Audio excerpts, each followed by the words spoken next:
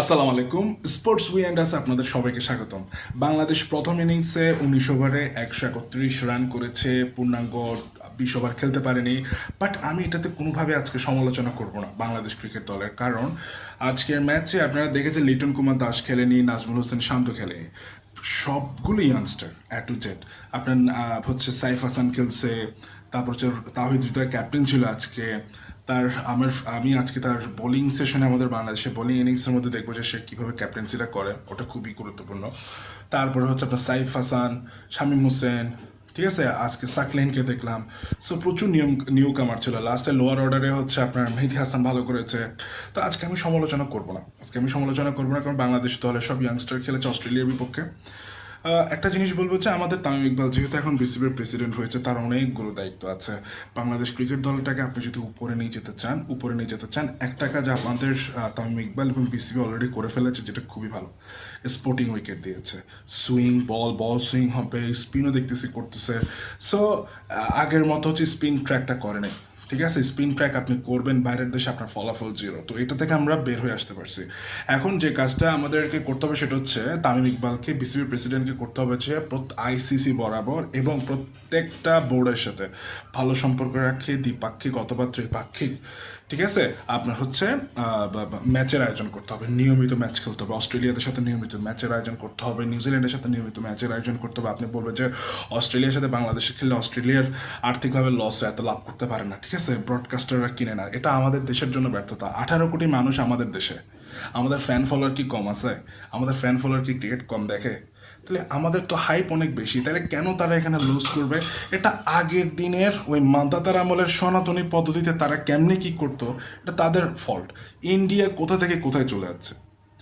আপনার হচ্ছে এখন বিগ ব্যাশ ইন্ডিয়াতে হবে, তারা আমাদের এই ইন্ডিয়ার ক্রাউডটাকে ধরতে চাচ্ছে। আমরা আমাদের এত বড় জনগণ, এত বড় পপুলেশন, তাদেরকে আমরা ক্রাউডগুলোকে আমরা ধরতে পারি না।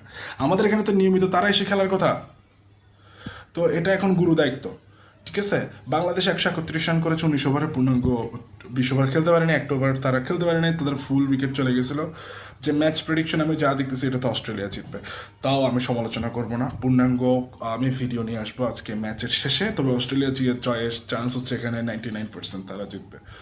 আমি সম্পূর্ণরূপে খুশি পিচ নিয়ে। পিচ ওয়ান্ডারফুল পিচ, খুবই সুন্দর পিচ। দ্বিতীয়ত বেশি ইয়াংস্টারদেরকে খেলাচ্ছে। তৃতীয়ত বেশি হচ্ছে নেক্সট ম্যাচে লিটন দাস এবং নাজমুল হাসান শান্তকে ইন করা দরকার। এবং হচ্ছে দলের যে একটা সমস্যা, বাংলাদেশে এখন বোলিং ভালো হচ্ছে, ব্যাটিং খারাপ, এটা নিয়ে কাজ করতে হবে। বাংলাদেশের ব্যাটিং খুবই ভালো হতে হবে, সময় নিয়ে খেলতে হবে। যে আমি 50 করব, আমি